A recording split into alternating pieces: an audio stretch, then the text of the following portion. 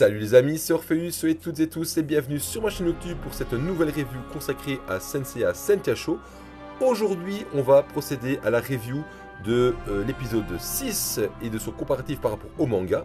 Épisode qui, depuis sa récente diffusion, a provoqué pas mal de remous au sein de la communauté, a fait couler beaucoup d'encre sur les réseaux sociaux et a provoqué pas mal de coups de gueule, dont celui de The CNS lors de sa review sur ce dit épisode.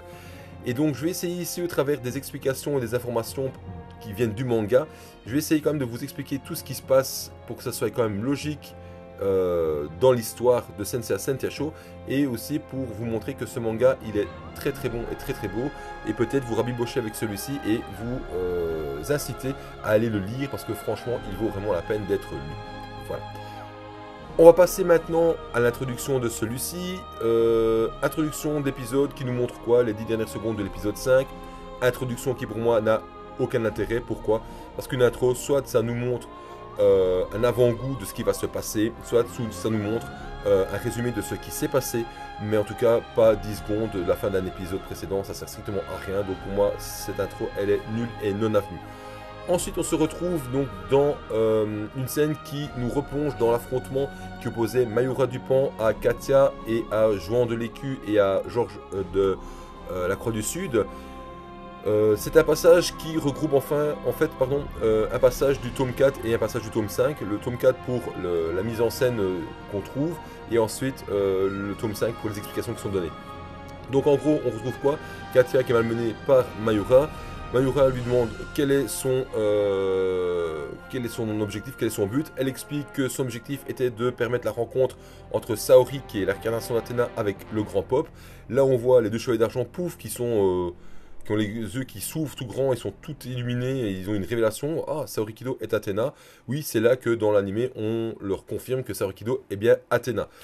Ensuite de là s'ensuit quoi? Eh bien, la tentative de suicide de Katia par une de ses propres attaques, parce qu'elle estime qu'elle ne pourra jamais être pardonnée pour ce qu'elle a fait vis-à-vis d'Athéna, et que, voilà, donc Mayura l'en empêche, et Mayura dit aux deux chevaliers d'argent, eh bien maintenant vous allez retourner au sanctuaire, moi je prends sous mon aile Katia, je l'emmène dans un endroit que vous ne connaissez pas, et au sanctuaire vous irez propager la rumeur comme quoi Katia était tuée au combat, comme ça on tue le poussin dans l'œuf. Alors dans le manga c'est pas vraiment comme ça que c'est expliqué.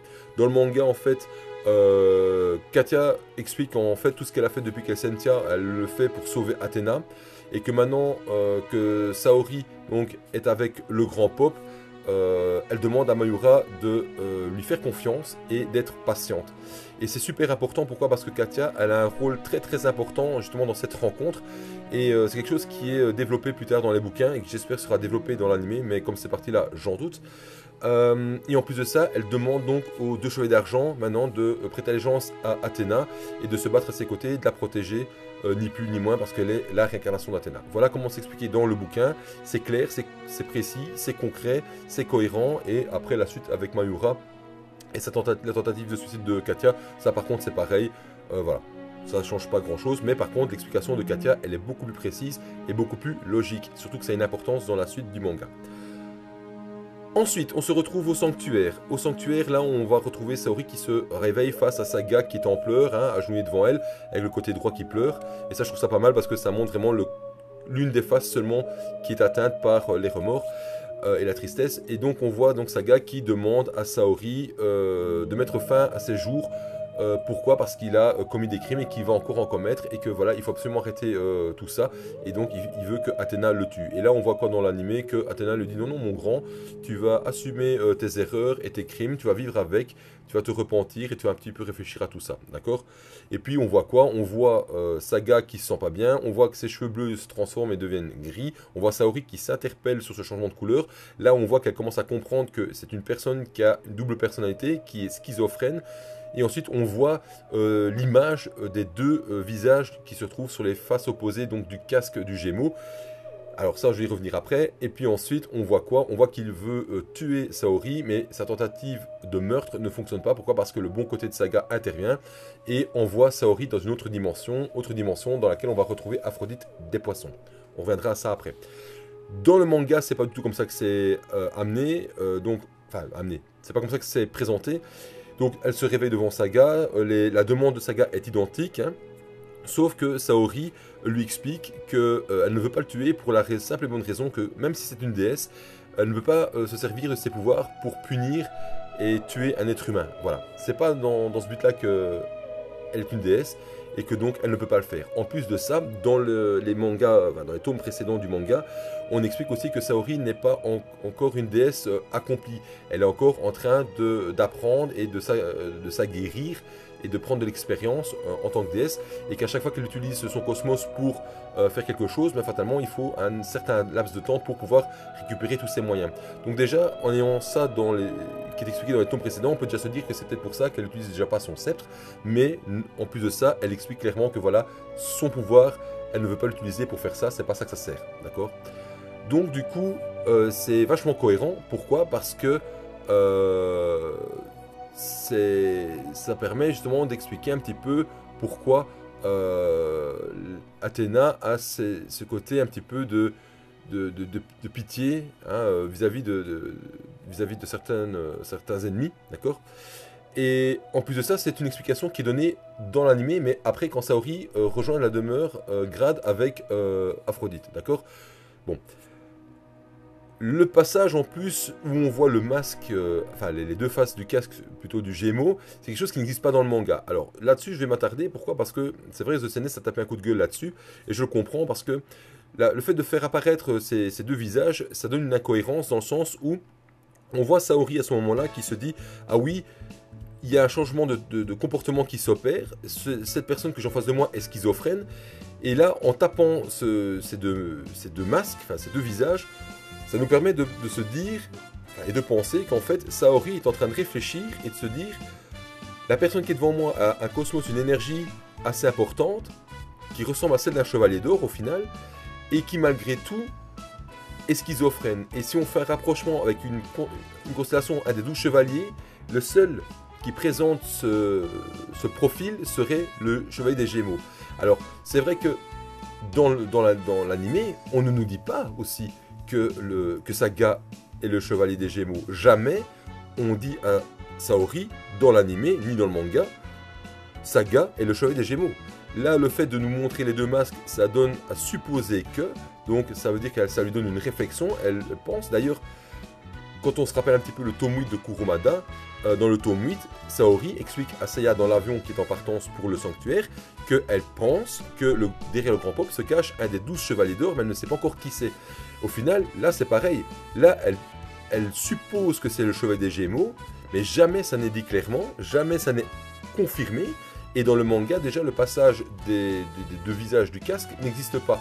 Donc jamais on ne sait que Saga est le chevalier d'or des Gémeaux, ni plus ni moins. Donc c'est cohérent avec l'œuvre de Kurumada, et maintenant même dans l'animé c'est cohérent. Même si on nous montre les deux masques, ça fait un petit peu le lien qui pourrait dire ah bah oui c'est vrai, dans le manga ou dans l'animé elle explique justement ça à l'époque, que derrière le grand pop il se pourrait que ce soit un chevalier d'or. Qui plus est, dans l'ancien manga, jamais on explique que Saori a déjà pu rencontrer Saga. Et fatalement, à l'époque, c'était quelque chose qui n'avait pas été inventé. Ici, c'est une nouvelle histoire en parallèle. Donc fatalement, on invente des moments clés qui font que, au final, pourquoi pas? C'est pourquoi pas. Il ne faut pas trouver de l'incohérence, ça il n'y en a pas, c'est pourquoi pas. Ensuite, on va revenir à la partie où elle se trouve donc dans la dimension. Pourquoi? Parce que tout ce qui suit après, au moment où elle est transportée avec dans l'autre dimension par le bon côté de Saga, et tout le dialogue qu'il y a entre le bon Saga et le Saga maléfique, c'est pareil dans le manga, donc ça change pas. Une fois qu'on la retrouve donc dans l'autre dimension, elle est prise en charge par Aphrodite, qui a reçu l'ordre du grand pop de la ramener à la demeure Grade. Alors là aussi, j'ai entendu, bah oui, le fait que, bah oui, c'est pas normal, comment se fait-il qu'il ait reçu l'ordre du grand pop de la ramener, sachant que le grand pop, bah, il est mauvais. Mais non, parce que moi, je pars dans l'optique, et c'est mon avis, mais je pars dans l'optique que la rencontre, comme elle est planifiée, et il faut savoir que cette rencontre, on en parle encore un peu plus loin dans les mangas, donc c'est pas anodin ce que je raconte, mais que en fait la rencontre elle a été planifiée, c'est quelque chose qui a été monté, et entre le grand pop et d'autres personnes, d'accord? Et donc moi je pense que dans l'idée c'était que Saga, quand il était bon, a expliqué le déroulement de ce qui allait se passer au niveau de leur rencontre, et il l'a briefé sur le fait que si ça se passait mal, il allait l'envoyer dans une autre dimension, et que lui avait pour mission de la prendre en charge et de la ramener chez elle. Voilà, je pense que c'est comme ça que ça a été conçu, dans l'idée générale, et non pas que, bah oui, le méchant Saga lui a dit ah bah prends-la quand même et ramène-la. Mais non, fatalement non, c'est bien que le méchant le Saga maléfique, son but c'est de la tuer, donc ça on le sait. Donc voilà, moi je pense que c'est le Saga bon qui a expliqué tout le déroulement de la rencontre avant que ça ne se passe à Aphrodite, et qui lui a donné les ordres pour la ramener justement chez elle si ça se passait mal. Donc du coup on voit Aphrodite qui ramène donc Saori donc au sein du sanctuaire, d'accord, au sein du sanctuaire, au sein de la demeure Grade. Et là, pareil, hein, donc on voit Aphrodite qui lui demande bah, pourquoi vous n'avez pas tué le grand Pop. Là, du coup, dans l'animé, bah, Saori réexplique la fameuse explication hein, que son pouvoir ne lui permet pas hein, de tuer, enfin, pas qu'il ne permet pas, mais il ne peut pas utiliser son pouvoir pour tuer un être humain. Donc là aussi, c'est pas normal. La bonne explication est donnée plus tard, alors que dans le manga ça n'est pas donné à ce moment-là, c'est donné au sanctuaire, et qui plus est, donc c'est pas du tout cohérent avec ce qu'elle a donné comme argument à Saga. Donc voilà, déjà là il y a un problème au niveau scénaristique, et c'est déjà très malheureux. Ensuite, on voit Aphrodite bah, qui explique de toute façon que tant qu'il y aura des conflits, bah, la force sera la justice, et que seul celui qui est capable de rendre la justice est beau, est magnifique, d'accord. Et que en plus de ça, il aimerait quand même voir, hein, il est impatient de voir quelle déesse Saori va devenir dans un combat futur qui approche grandement. Donc là aussi, on se rend compte que Aphrodite sait que Saori est Athéna. Alors là aussi où ça me pose un problème, c'est que, comme c'est dit là, on pourrait se dire, bah oui, Aphrodite au final, pourquoi ne fait-il pas le choix de se rallier à Saori et de combattre le grand Pop? Eh bien, tout simplement parce que là, fatalement, ça ne tombe pas sous le sens, mais tout simplement parce que dans le manga, c'est clairement expliqué. Dans le manga, en fait, quand il lui demande le pourquoi du comment, elle n'a pas tué Saga, en fait, Saori ne lui répond pas ce qu'elle avait répondu au préalable au sanctuaire. Elle lui répond simplement qu'en fait, le but de la rencontre, c'était de découvrir qui était réellement l'ennemi. Voilà, tout simplement, au sein du sanctuaire. Donc elle ne pensait pas au départ que c'était le grand Pop qui était le vrai ennemi, mais là, en ayant cette rencontre avec le grand Pop, elle s'est rendue compte que l'ennemi du sanctuaire et d'Athéna, c'est le grand Pop, d'accord, en ayant en plus une réflexion sur qui il pourrait être, vu qu'en plus, lors de leur rencontre, au moment où il se transforme, elle a une parole qui dit « Mais qui êtes-vous » d'accord. Ensuite, donc ça c'est l'explication de pourquoi elle ne l'a pas tué. C'est pour expliquer clairement que son but c'était pas de le tuer, de toute façon, c'était de savoir qui c'était. Et ensuite, donc, Aphrodite lui explique que c'est pas ça qui fera triompher la justice, c'est pas ce comportement-là, et que, fatalement, bah, tant qu'il y aura des guerres, la justice sera toujours du côté du plus fort, et que celui qui ne peut pas tuer, bah, il ne peut pas protéger. Et que lui, en tant que chevalier protecteur de la Terre, il a prêté allégeance, justement, à la protection de la Terre, et il ne peut pas prêter allégeance à quelqu'un en qui il ne croit pas, parce que sinon ce serait trahir l'humanité. Et voilà, c'est pour ça qu'il ne peut pas prêter allégeance à Saori. Donc en gros, c'est la mentalité d'Aphrodite, c'est je ne peux pas prêter allégeance à quelqu'un qui n'est pas capable de protéger la Terre. Et moi, j'ai prêté allégeance à la protection de la Terre. Donc voilà pourquoi je ne suis pas à vos côtés à l'instant même. Ça ne veut pas dire qu'il n'aurait pas pu l'être par après, d'accord. D'ailleurs, il le dit après, il lui dit qu'il est aussi impatient de voir quelle déesse elle va être quand elle sera au cœur du combat au sein de la bataille du sanctuaire. Et d'ailleurs, Saori dans le manga lui dit qu'elle reconnaît son raisonnement et qu'il est normal qu'il pense ainsi, vu que c'est un chevalier d'or qui a un grand pouvoir, d'accord. Qui plus est, Aphrodite confirme en plus en disant que, voilà, moi je ne suis pas un dieu, je suis juste un être mortel et je n'ai pas le pouvoir de savoir avec certitude ce qui est juste ou pas. Donc lui, dans son optique, c'est la justice, c'est celui qui est capable de tuer et de protéger, c'est lui qui est fort, c'est lui qui est capable de rendre la justice, mais la justice, c'est la justice décidée par la personne en question. Et lui, il n'est pas capable de dire que si la sentence qui est donnée, elle est juste ou pas. Il rend la justice, d'accord? Et tout le monde sait que la justice n'est pas forcément toujours du bon côté de la barrière, d'accord?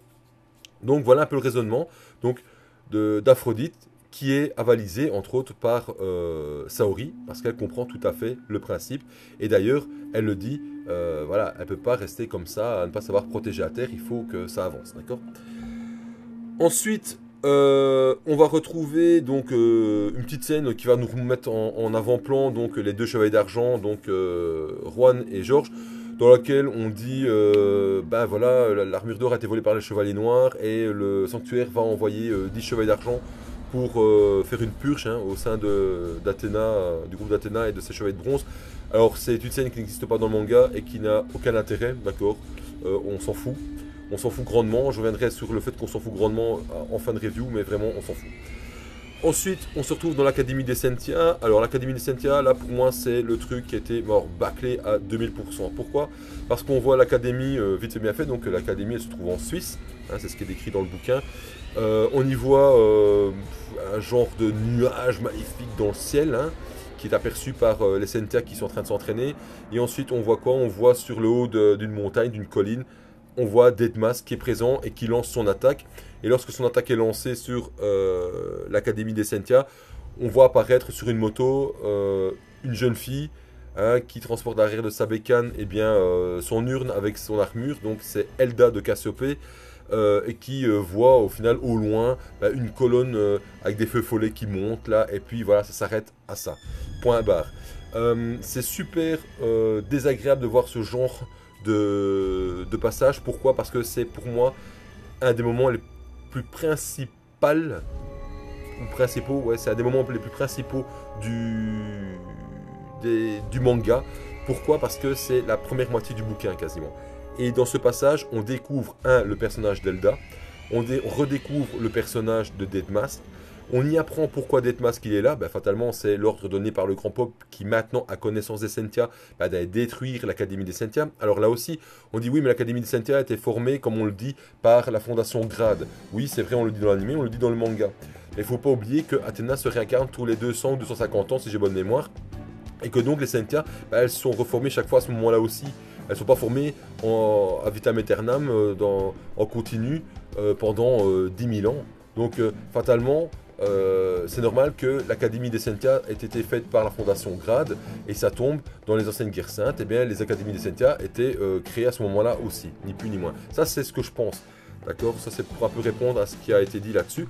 Donc, pour moi, je disais, c'est un moment super important parce que fatalement, on découvre dans le manga la raison de la venue de Deadmask. On découvre également d'autres informations qui sont données par Deadmask. Et je trouve ça super important parce qu'au final, on ne sait rien d'Elda. On ne sait pas qui elle est, ce qui se passe, on ne sait rien. Alors que dans le bouquin, il y a quand même un affrontement qui dure une plombe. Hein. C'est parce que c'est un fameux affrontement qui est très dynamique, dans lequel il y a pas mal d'infos. Et là, on ne sait juste rien du tout. Et c'est vraiment dommage. Non, c'est même pas dommage, c'est vraiment nul qu'il n'ait pas fait, quoi. Évidemment, je suppose que ça va arriver dans l'épisode 7, mais pour moi, c'est déjà trop tard. Pour moi, cet épisode, il aurait dû être concentré sur la rencontre d'Athéna avec le Grand Pop, l'explication du comportement et du raisonnement d'Aphrodite, plus la partie académie, et puis c'était point barre. Voilà, c'est à ça que devait être consacré cet épisode 6, et au final, c'est pas ça du tout qui a été fait. Alors, ici, on voit directement après l'attaque, Saori qui se trouve dans la demeure Grade avec Xiaoling et Mi, hein, et on apprend que l'Académie a été attaquée. Alors, il faut savoir que dans le bouquin, déjà, juste avant l'attaque, on voit donc Marine de l'Aigle qui apparaît une première fois donc, au sein de la demeure Grade et qui dit donc à Xiaoling et à Shoko que voilà, elle n'est pas leur ennemi, donc elle la voit apparaître dans la chambre de Shoko parce que Shoko est en train de se remettre de ses blessures face à Aphrodite, vu que Aphrodite l'a quand même envoyé un peu au tapis dans le tome précédent, et qu'elle lui explique en gros que si ça avait été un vrai chevalier d'or qui avait vraiment voulu la tuer, elle l'aurait tué. Or là, c'était pas le cas. Donc ça, c'est déjà un premier point important. L'intention d'Aphrodite n'était pas de tuer les chevalières, alors qu'il aurait pu très bien le faire. Et ensuite, Marine explique que déjà, l'Académie, elle est attaquée. Voilà. Elle a reçu l'information, l'Académie est attaquée. Et puis Marine, hop, on passe sur le passage de l'Académie qui est attaquée. On ne voit plus parler, on ne voit plus trop Marine, on n'en parle plus trop pendant quelques pages. Et puis seulement, on découvre ce passage comme dans l'animé où les trois Sentia sont rassemblés auprès d'Athéna et Saori leur explique que voilà, l'Académie a été attaquée hein, et que elle ne veut plus subir de pertes au sein de son personnel, enfin au sein de ses chevalières, et que donc du coup elle les congédie toutes et qu'elle va les envoyer dans un lieu secret, d'accord, pour pouvoir justement continuer leur entraînement. Ici, fatalement, on voit quoi? On voit Marine qui débarque, qui commence à faire un petit peu son grand coup. Alors déjà, elle apparaît en tenue d'entraînement, et ça c'est vraiment une honte, parce que dans le manga, elle apparaît déjà la première fois, et à ce moment-là en plus en tenue d'armure, donc elle a toute son armure de Leg sur elle, et elle est juste magnifique. Franchement, Marine, elle est dessinée superbement bien, et franchement, elle est 1000 fois plus belle que Marine dans l'œuvre de Kurumada. Ça, c'est la photo. Et donc, on la voit ici qui nargue beaucoup là, les Sentia. On voit même Shoko qui débarque et qui commence à faire un peu à la morale à Saori concernant le fait qu'elle les congédie, parce qu'elle dit t'as pas le droit de décider toute seule. Ça, dans le manga, ça n'existe pas. Shoko jamais ne se permet de parler sur ce ton à Saori.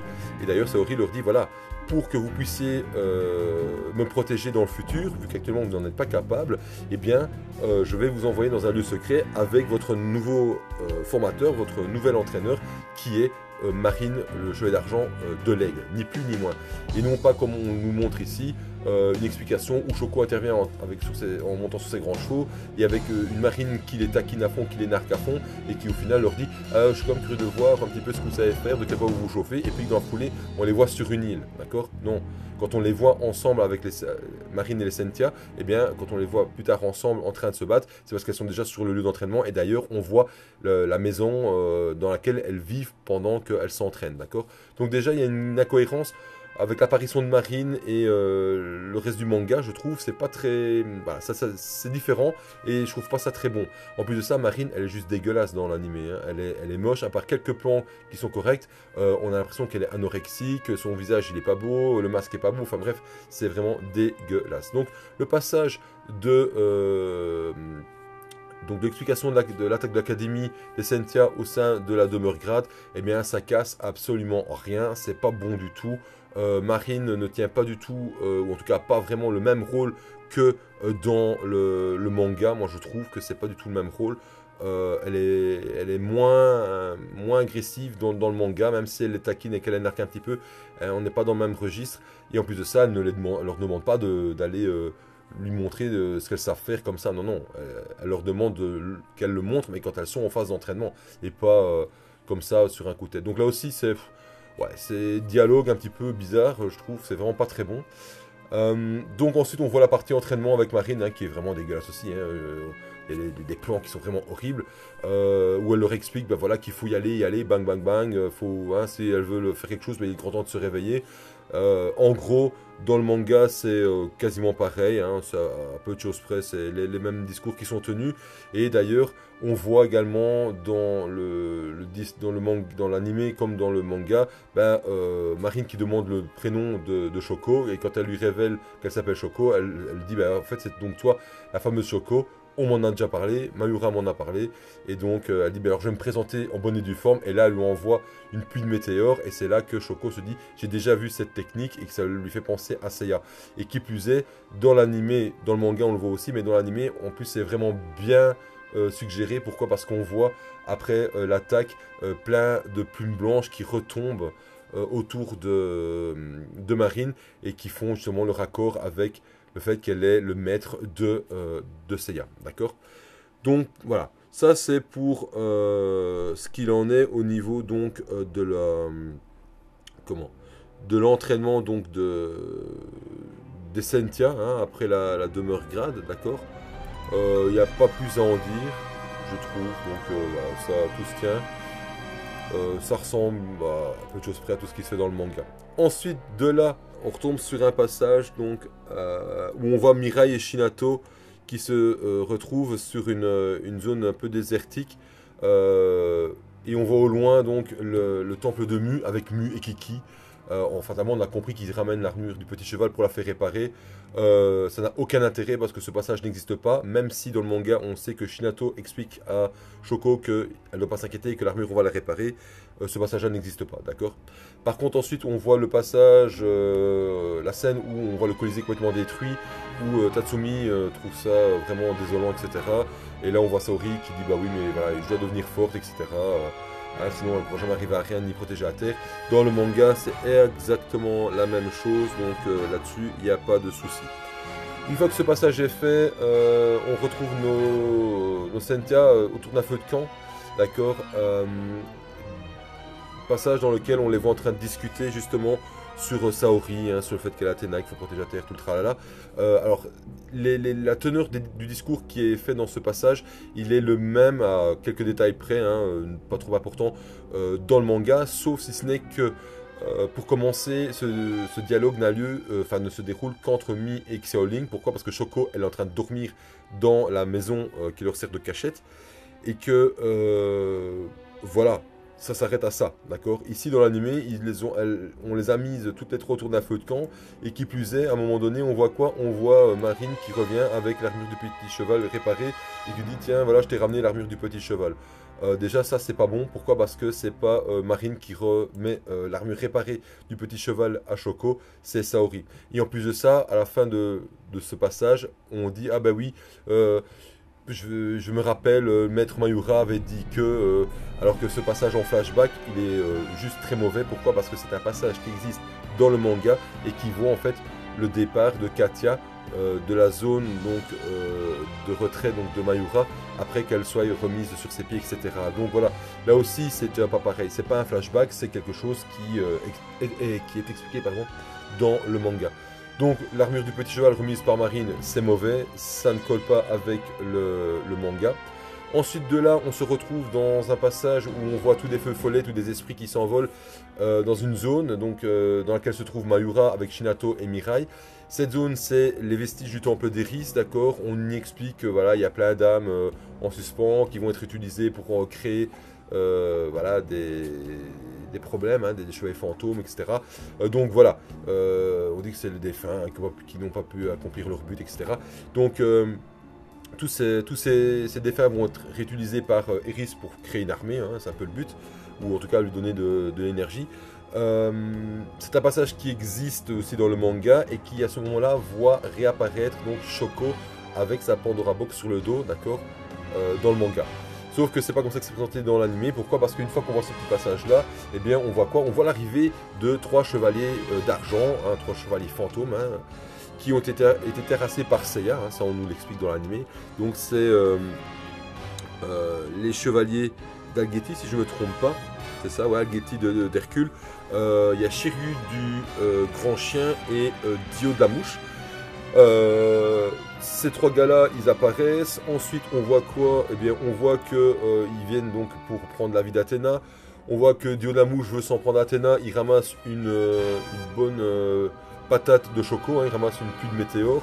Il est mis sur le tapis, et puis les 2 autres veulent s'en prendre à Athéna, et on voit quoi? Qu'ils reçoivent les attaques des 2 autres Sentia, que sont Mi et Xiaoling, et ils sont tous les 3 mis au tapis. Alors là aussi, c'est pas cohérent du tout. Pourquoi? Parce que ces 3 chevaliers qui ont donné beaucoup de mal à Seiya dans le manga original, et qui ici, au final, sont terrassés, mais comme pour rire, par les Sentia, qui sont au final toutes jeunes au niveau expérience. Alors maintenant, ce que je me dis, c'est que je pense que voilà, c'est un peu comme les spectres dans la partie Hades. Rappelez-vous, les spectres pardon, qui interviennent contre les chevaliers de bronze, etc. Et ils sont rapidement mettre au tapis aussi. Pourquoi? Parce que ils n'ont pas leur plein pouvoir. Et moi, je pense qu'en étant guerriers fantômes, ils n'ont pas leur plein pouvoir. Et c'est pour ça qu'ils se font mettre au tapis aussi rapidement.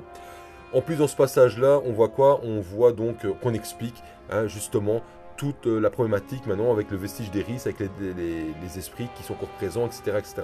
Toute cette explication-là existe dans le manga, mais pas présentée de cette manière-là. Pourquoi? Parce que dans le manga, c'est présenté où les 3 Sentia sont rassemblés dans la demeure grade. Saori leur explique qu'elle va justement devoir s'en aller au sanctuaire, mais que ce problème se pose, et que justement, en plus à ce moment-là, elle remet donc l'armure du petit cheval donc à Shoko. Et en plus dans ce passage-là, on voit arriver Shun d'Andromède qui lui vient prêter allégeance. Ici, Shun d'Andromède, il arrive quand? Il arrive après l'explication hein, à l'extérieur, après qu'elle s'est battue donc les 3 cheveux d'argent, hein, une fois que l'explication est faite, on voit Shun qui arrive. Alors bizarrement, Shun il est en tenue civile, mais qu'est-ce qu'on voit apparaître? Les chaînes d'Andromède. Alors là aussi, pourquoi les chaînes d'Andromède? On n'en sait rien du tout. Mais voilà, là aussi, mise en scène de Shun qui est complètement mauvaise. Et en plus de ça, on voit, juste avant l'apparition de Shun, ben, qu'il y a une promesse qui est faite hein, entre les Sentia et Saori, hein, où on les voit en train de marcher avec leur Pandora Box sur le dos, pardon. Et on les voit en train de dire, ouais voilà, faut Il faut vraiment y aller à fond, faut tenir le coup, hein, il faut pas y laisser sa vie. On se fait la promesse de revenir tout en vie en un seul morceau. Ouais, ok, c'est bien. Ce passage-là, cette promesse-là, elle est faite aussi dedans, mais pas présentée de cette manière. C'est une promesse qui est faite donc dans la demeure Grade lorsqu'il y a l'explication justement avec la problématique d'Eris. Donc évidemment, mise en scène pas du tout pareil par rapport au manga. Qui plus est, lorsque la fin de cette promesse est dite dans l'animé, on voit quoi? On voit nos trois filles qui déposent leurs urnes au sol. On voit qu'elles ouvrent leur Pandora Box. Alors on voit un éclat de lumière, on se dit waouh, ça y est, on va partir sur une belle mise en scène avec les armures. Et au final, on se retrouve de nouveau sur une mise en scène complètement pourrie, une animation pourrie avec des pétales et des plumes à gauche et à droite, où au final on ne voit pas donc cette mise en place des armures, cette symbiose qui est créée, comme on peut la voir en plus malheureusement dans le générique. Dans le générique, on voit, comme c'était dans le temps dans les anciens animés de 86, on voit cette armure qui rentre en symbiose et qui vient se connecter aux différentes parties du corps. On le voit dans le générique et pourtant dans l'animé, voilà, ça on ne le fait pas. Et donc du coup, c'est encore une mise en scène qui est complètement pourrie, qui ne ressemble alors strictement à rien du tout. Et donc après, d'entrée de jeu, on voit quoi? On voit des esprits qui les attaquent. On voit que les trois filles portent leur attaque dans une animation complètement pourrie, ça ressemble à rien, c'est figé, c'est pas beau du tout. Et elles exterminent donc ces esprits. Et au final, elles terminent tout ça avec une pose digne du commando Ginyu dans Dragon Ball Z, avec une pose complètement pourrie. C'est mauvais, franchement, c'est du posing de merde dans l'animé. Franchement, c'est pas beau du tout, ça les ridiculise à un point, c'est honteux. Donc du coup, voilà, animation des armures encore plus mauvaise qu'avant, ça ressemble à rien. Les attaques portées sont figées à mort, ça ressemble à rien. Et alors le posing final, c'est digne du Komodo Genu dans Dragon Ball Z. Donc c'est pas beau du tout. Par contre, c'est vrai que dans le manga, on retrouve donc Choco qui porte une attaque sur ces fameux esprits, parce qu'elle dit que voilà, rien ne se mettra en travers de sa route et de la route de Saori. Voilà. Donc au final, c'est un épisode qui, pour moi, est très mauvais. Voilà, ça ne casse rien du tout, c'est à chier. Donc il faut dire les choses comme elles sont. Donc alors, là-dessus pour conclure donc cette partie, ce débriefing donc sur l'épisode 6, eh bien je vais vite faire la conclusion et le résumé de tout ça. En gros pour moi c'est très mauvais, c'est de la merde, c'est mauvais dans tous les sens. La partie saga qui est hyper importante avec l'explication de Saori, elle est déjà différente et elle n'est pas cohérente avec ce qui est encore raconté après avec Aphrodite. La partie qu'Aphrodite, elle n'est pas juste du tout. Pourquoi? Parce qu'on n'explique pas justement le raisonnement d'Aphrodite, ce qui explique le comportement du Chevalier d'Or, même dans les anciens tomes. Pourquoi il est au sanctuaire, pourquoi il se bat. D'accord? Ensuite, la partie Académie qui est attaquée, c'est bâclé à mort. Elda, on la découvre même pas, on l'entreaperçoit puis c'est fini. Alors que c'est super important parce qu'il y a plein d'infos qui sont divulguées dedans, il y a plein d'explications qui sont faites. Donc voilà, c'est pourri, c'est pas montré. Les animations, elles sont pourries. La plupart du temps, c'est des mauvais plans. Les plans sont statiques, pas beaux, mal réalisés. Les attaques sont mauvaises. Enfin, et là, ça me conforte dans le fait que je suis sûr qu'il y a 2 voire 3 équipes qui travaillent là-dessus et que quand il y en a une, la bonne qui travaille, on a quelque chose de qualité et que les autres, c'est pourri, quoi. Ensuite, en plus de ça, donc je l'ai dit, l'apparition des Silver, elle ne sert strictement à rien. Avec l'explication des chevaliers noirs et de Silver qui arrivent, les 10 chevaliers d'argent, ça ne sert à rien. Et pourquoi?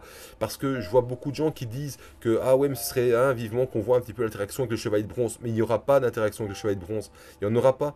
Pourquoi? Parce que tout simplement, c'est Sentia Show. Sentia Show, c'est l'histoire basée sur les Sentia qui se déroule en parallèle, d'accord? Alors de temps en temps dans le manga, on voit des apparitions de chevaliers de bronze, ça c'est vrai, on les voit apparaître, mais jamais ils n'interviennent avec les Sentia dans un combat ou quoi que ce soit. C'est pour ça que tous ceux qui espèrent voir le retour des chevaliers de bronze, les gars, pour l'instant, sur les 11 premiers tomes, ça n'arrive pas. On a des petits passages où on voit certains chevaliers, mais c'est tout, pas plus, et c'est une histoire de 2-3 pages, donc voilà, c'est pas plus que ça. Donc ne vous attendez pas à découvrir une nouvelle histoire basée sur les bronzes Seiya et les autres, ça n'existera pas. C'est Sentia Show. Et qui plus est, c'est une histoire qui est en parallèle et tout est cohérent. Tout ce qui se passe dans le manga se déroule en parallèle et à aucun moment les choses ne se passent avec toutes les personnes ensemble. La preuve, c'est qu'à la fin de l'épisode 6, on nous montre quoi? On nous montre le débarquement des Chevaliers de Bronze avec Saori au sanctuaire, hein, avec l'arrivée de Trémie de la Flèche, revêtu de son masque et de sa toge. Et bien là, c'est pareil. Ce passage-là, il existe dans le manga, il y a une dizaine de pages avec la bataille du sanctuaire, c'est très succinct, c'est très très court, mais pendant ce temps-là, en fait, les Sentia, elles ont reçu la mission d'aller s'occuper du problème d'Eris avec Mayura. Donc c'est pour ça que pendant toute la bataille du sanctuaire, Saori, on ne la verra pas, enfin pendant la partie d'Eris, on ne verra pas Saori, pourquoi? Parce qu'elle est occupée avec la bataille du sanctuaire. Donc tout se passe en même temps, c'est pour ça qu'il n'y a pas d'interaction au niveau de l'action, proprement dit, entre les bronzes et les Sentia. D'accord? Donc si vous espérez voir ça, les amis, faites déjà une croix dessus, parce que c'est pas du tout le cas. Et je rappelle que Senseiya, c'est un univers. Senseiya, ça ne s'arrête pas à Seiya et les 4 autres chevaliers de bronze. Hein.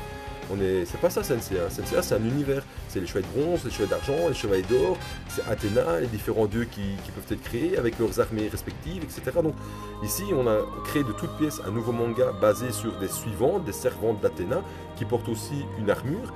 Et bien, voilà, c'est là-dessus qu'il faut être focalisé et se dire, bah oui, ok, on fait des parallèles, on fait des jonctions pour que tout se coordonne, que tout clope ensemble, mais au final, c'est pas une histoire qui est axée sur les chevaliers de bronze. Donc oubliez tout de suite le fait que vous espérez voir des chevaliers de bronze plus tard, beaucoup plus que maintenant, parce que vous n'en verrez pas. En tout cas, c'est pas comme ça que c'est prévu. Hein. Sauf si maintenant on nous crée une histoire dans la suite avec les Sentia qui rencontrent les chevaliers de bronze. Comme moi, par exemple, une histoire qui se déroulerait après Hadès, par exemple. J'en sais rien. Hein. On pourrait, mais c'est pas le cas du tout. Donc ça déjà, faut oublier. Ensuite, pour terminer, je trouve qu'il y a encore beaucoup de choses, beaucoup de libertés qui ont été prises encore dans cet animé, mais alors à mauvais escient, c'est très mauvais, hein, le choix des explications qui ne sont pas cohérentes avec le bouquin et qui en plus sont incohérentes dans 2 minutes d'intervalle par rapport à ce qui est dit, etc. Hein, donc j'ai dit hein, le plus flashback là après l'explication de Marine avec la Pandora Box, le fait que Marine ramène son armure alors que c'est pas du tout comme ça que c'est présenté, c'est Saori qui la remet cette armure. Donc voilà, il y a plein de choses qui sont pas cohérentes du tout et qui fatalement cassent le truc. Après, je trouve que c'est dommage que c'est une série qui n'arrive pas à garder une continuité dans sa qualité. L'épisode 5, c'est le meilleur qu'ils aient fait, qui était beau, cohérent dans tout ce qui a été raconté, chronologique, il n'y avait aucun détail oublié. Ici, c'est tout l'inverse. C'est mauvais de A à Z, c'est vraiment pourri. Il faut savoir que cet épisode ici, il reprend en gros toute la deuxième partie, hein, les quelques premières pages du tome 5 et presque toute la deuxième partie du tome 5. La première partie qui est axée sur le combat entre Deathmask et Elda de Cassiope, c'est pas repris du tout, donc ça c'est déjà bâclé, c'est un gros bémol, ça pour moi c'est très mauvais. Et alors ouais, Shun qui revient, qui prête allégeance aussi, là aussi, faut bien se rappeler que les chevaliers de bronze dans le manga de Kurumada ne prêtent allégeance à Saori en tant que réincarnation d'Athéna que peu de temps avant de prendre leur envol vers le sanctuaire. Donc là aussi ça clope quand même quand il arrive et qu'il prête allégeance. Alors oui, il rencontre les Sentia, oui, il a connaissance des Sentia, c'est vrai, mais au final dans le manga original de Kurumada, les Sentia n'existaient pas, on n'en a jamais parlé, mais c'est pas parce qu'on n'en a jamais parlé qu'elles n'existaient pas. Ça aussi, il faut se le dire, c'est pas parce qu'on ne parle pas de quelque chose dans un manga que fatalement ça n'a jamais existé. Ici, on n'a pas parlé des Sentia dans le manga original de Kurumada, c'est pas pour ça qu'on peut pas se dire que les Sentia existaient à cette époque-là dans l'histoire. Ça se pourrait, vu qu'au final tout est en parallèle, mais jamais elles ne travaillent ensemble avec les chevaliers de bronze. Donc là aussi, c'est quelque chose qui est cohérent. Et ça aussi, il y a beaucoup de gens qui disent oui, mais non, ça va pas, parce que, mais non. Les gens, il y a des personnes qui cherchent de midi à 14h des détails, qui grattent là où il n'y a pas lieu de gratter, parce que c'est cohérent. Ce qui est expliqué est clair, juste et cohérent avec ce qui se fait. D'accord? Donc, il faut essayer de prendre les 25 tomes de Kurumada, les 25 premiers tomes de Kurumada, comme la Bible parfaite, que tout est cohérent dans ce qui est raconté là-dedans, que voilà, c'est pas parce qu'on n'en parle pas dedans que ça peut pas exister. Ben non, c'est pas parce qu'on n'en parle pas que justement ça peut exister, tant que c'est cohérent avec ce qui a été écrit. Et jusqu'à présent, dans le bouquin, dans le bouquin, tout est cohérent avec ce qui a été écrit, d'accord ? Donc voilà, pour moi, ce 6e épisode est une grosse merde, faut dire ce qui est, c'est de la daube, c'est pourri à 2000%. Je crains le pire pour les 4 derniers épisodes, et de toute façon, comme ils en ont annoncé 10, moi je suis persuadé qu'au bout des 10, on sera pas très loin dans le bazar. Et malheureusement, comme c'est un animé qui a été créé, et ça faut pas se leurrer, pour vendre de la mythos, je pense que le fait qu'ils se tirent une grosse balle dans le pied au fur et à mesure du temps qui passe au niveau de Bandai Tamashii, de la Toei, je pense que ça va pas inciter les gens justement à rester accrochés à la série et à acheter les figurines. Pourtant, cet animé, il a existé, enfin il existe, il est arrivé plus tard, après le manga, vu que le manga il existe déjà depuis 11 tomes, il y a déjà 11 tomes d'écrits quoi. Ici, l'anime il est tout récent, tout frais, et il n'arrive même pas à suivre ce qui a été fait, et là, du coup, bah, ils vont se tirer une grosse balle dans le pied. Les ventes, à mon avis, ça va pas être bon du tout, et ça va être un petit peu à l'image de ce qu'a été Soul of Gold, c'est-à-dire une série qui malheureusement pêche de par sa cohérence dans certaines choses. Et encore, je trouve que Soul of Gold, malgré tout, est encore de bonne facture. Le dessin n'est pas encore trop mauvais, le scénario, à la fin, je trouve, est un peu bâclé, mais voilà, c'est autre chose qu'ici. Ici, je trouve que voilà, c'est malheureusement, par rapport à Soul of Gold, où rien n'avait été écrit et qu'ils ont créé quelque chose, ici, ce qui a été créé ne correspond pas du tout à ce qui a déjà été écrit. Et ça, c'est un gros problème. Donc voilà les amis, j'espère ne pas avoir été trop long parce que je sais que c'est pas évident de résumer, de comparer tout ça. Ça prend beaucoup de temps, que c'est long d'écouter 40-50 minutes. J'espère que j'ai pas atteint ce timing-là. Là-dessus les amis, je vous souhaite à tous un bon visionnage sur les autres chaînes de youtubeurs ou sur d'autres reviews qui se trouvent sur ma chaîne, et je vous dis à très bientôt, probablement pour le débriefing de l'épisode 7, hein, en espérant qu'il soit meilleur, parce que pire que ça on peut pas faire, et aussi soit pour une prochaine review de figurines, parce que je vais bientôt publier donc le vote pour la prochaine review. Donc n'oubliez pas de vous abonner à ma page Facebook les amis si c'est pas encore fait, à vous abonner à ma page YouTube si c'est pas fait, enfin page chaîne YouTube, et voilà, là-dessus les amis, je vous souhaite bon vent à tous, à très bientôt, salut les amis, ciao ciao.